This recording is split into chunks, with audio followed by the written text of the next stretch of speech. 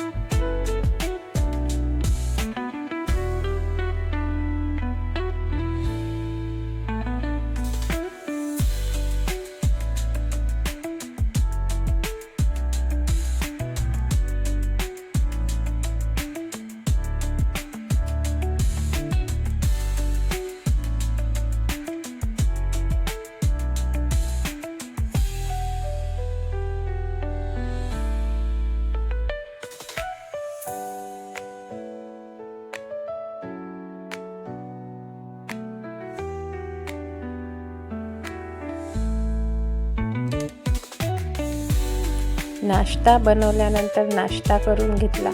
मला घरातली काही छोटी मोठी कामे आवरायची होती, ती आवरायला घेतली.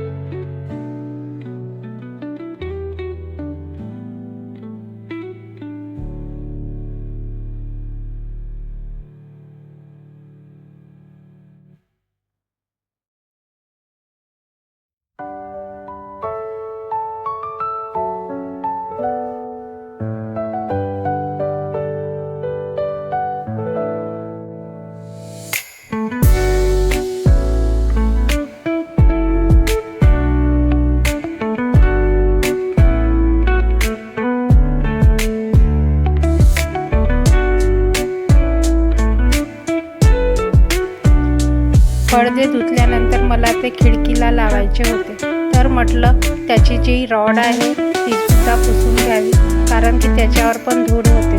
त्याच्यासोबतच दरवाजा पण पुसून काढला, त्याच्यावर पण धूळ माती असते. ती पाणी लावून कपडा लावून पूर्णपणे स्वच्छ करून घेतली.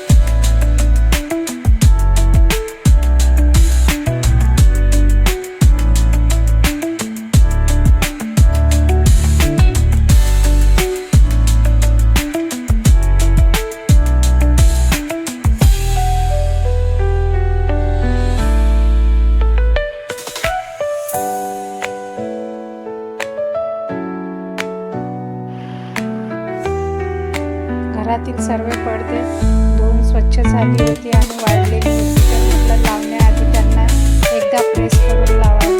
प्रेस केल्यानंतर पडद्याची शायनिंग पण छान असते आणि त्याच्यावरच्या सुरकुत्या पण निघून जात असतात, म्हणून पटापट त्यांना प्रेस मारायला घेतली.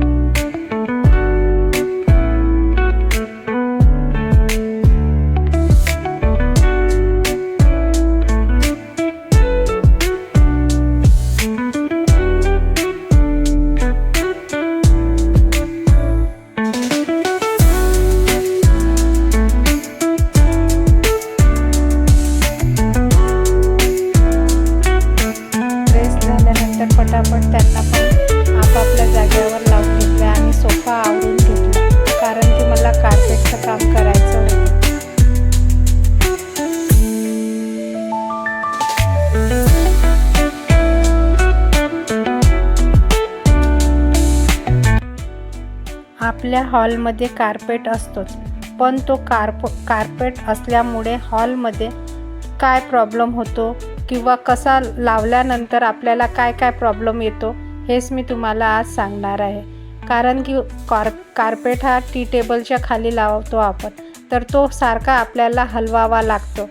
कारण की घराची क्लिनिंग करताना किंवा झाडू मारताना तो टी टेबल उचलायला खूप जड जातो आणि त्यामुळे काय होतं, तो वारंवार आपण हलवू शकत नाही. हाच तो एक प्रॉब्लेम आपल्याला तिथे फेस करावा लागतो. प्रत्येक वेळी घरात कार्पेट टाकताना आपल्याला हा जो टी टेबल असतो हा बाजूला सरकावा लागतो आणि हे करताना एकटीच्या बसचं नसते, कारण की हा टी टेबल असा खूप भारी असतो.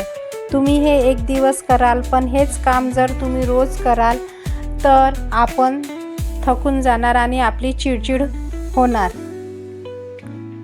कार्पेट लावल्यानंतर पुन्हा टी टेबल त्याच जागेवर लावणे हे काम फार अवघडीचं जातं. त्यामुळे म्हटलं की नको हा कार्पेट, आपण या जागी आपली एक नवीन आयडिया लावूया आणि आपलं काम आसान करूया.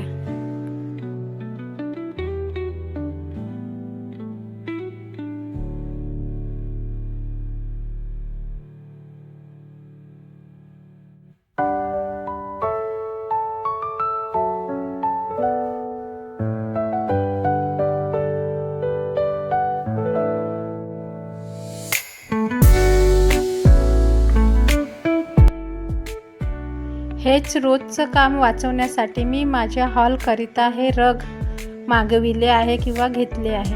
याचा वापर मी हॉलमध्ये करणार आहे आणि हो, हे टाकल्यानंतर माझी सफाईसुद्धा आसान झालेली आहे.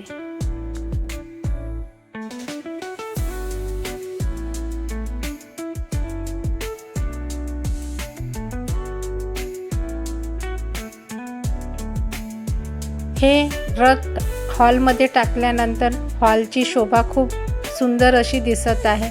त्याने काय झालेलं आहे, माझी क्लिनिंग तर आसान झाली आहे, पण माझ्या हॉलचा जो लूक आहे तो पण खूप बदललेला आहे. मी खूप खुश आहे हे रग घेतल्याने.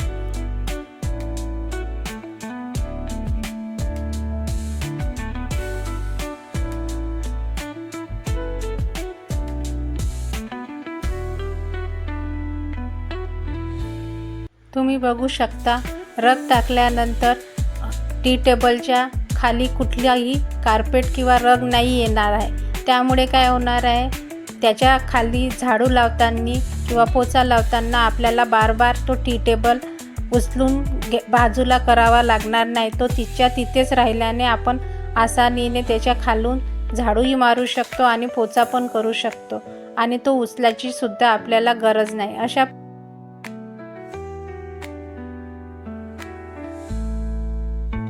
आणि यापुढे झाडू मारताना तुम्हाला तो भारी टेबल उचलायची आवश्यकता नाही. तुम्ही फक्त रग उचलून घेतला तरीसुद्धा तुमचा झाडू आसानीने होणार आहे. या प्रकारे तुमचा थकाने कमी होणार आहे.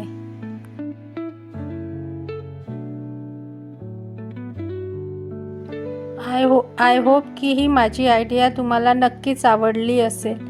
तर चला भेटूया पुढच्या ब्लॉगमध्ये. बाय.